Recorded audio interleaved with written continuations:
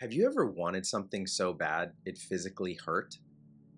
Maybe it was a specific car or that jacket you saw on Instagram, or maybe just a slightly better apartment. You convinced yourself that if you just had that thing, the anxiety would stop. You would finally have arrived. And then you bought it. And for a few days or weeks, you felt great. You felt like the person you imagined you were. But then the feeling faded. The object became just stuff, and the hunger returned, looking for the next target. We are told that this hunger is simply human nature.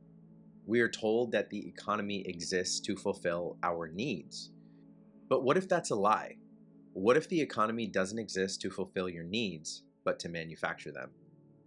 Today, we're going to look at why we buy things we don't need to impress people we don't like. And we're going to find a way out of the Hall of Mirrors. To understand why we can't stop shopping, we have to talk about a French historian named René Girard.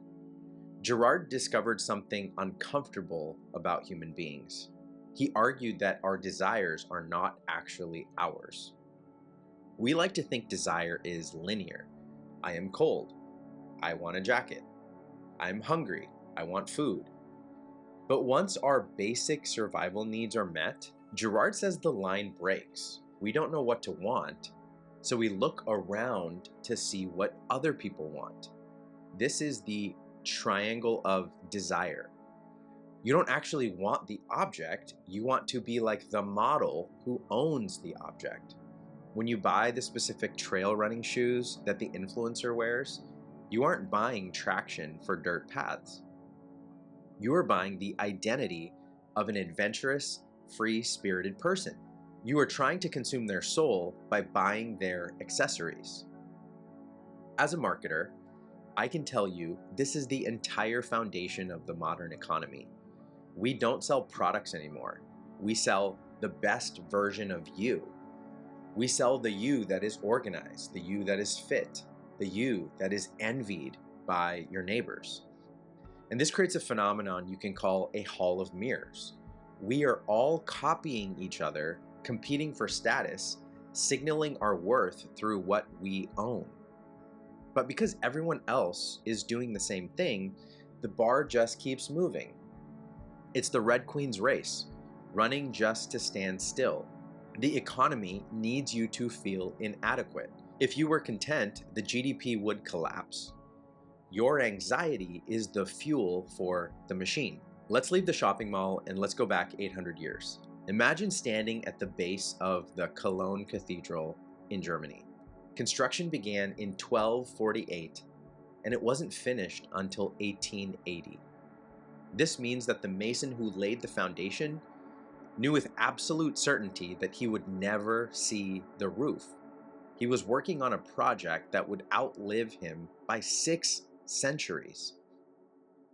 But here's the detail that haunts me. If you go to the highest points of these cathedrals, places that for centuries were impossible to see from the ground, you find incredible detail, intricate carvings of leaves, faces, or angels. Before drones and telephoto lenses, no human eye could see this work. Why did they carve with such excellence for an invisible audience? Because they weren't working for the model. They weren't trying to impress the mason next to them, and they certainly weren't trying to signal their status to the villagers below. They were building for the Transcendent. Their work wasn't a transaction, it was an offering.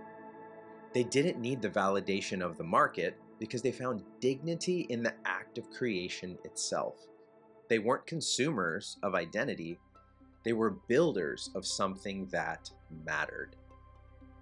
So here's the choice we face every day. The pattern of consumerism traps us in the horizontal. It forces us to look sideways at our neighbors, at our screens, at the models, checking constantly. Do I have enough? Am I enough? And that is a recipe for exhaustion.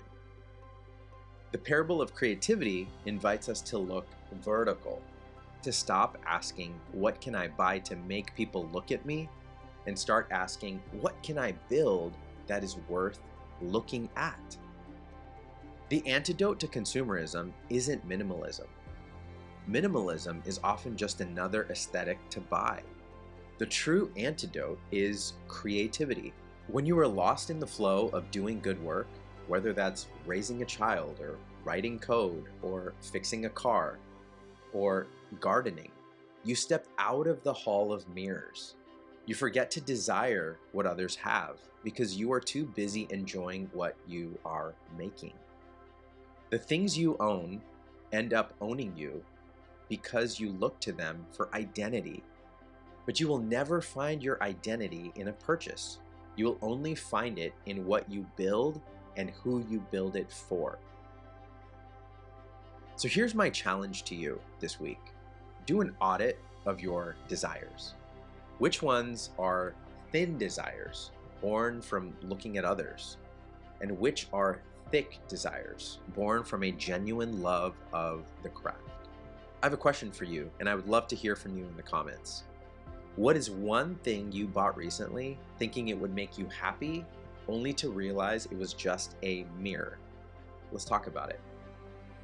If you want to find the signal in the noise and navigate this complex world with a bit more wisdom, consider subscribing. We're building a community of like-minded people here, and I'd love for you to join me. Thank you for your time and attention. I'll see you in the next one. Grace and peace.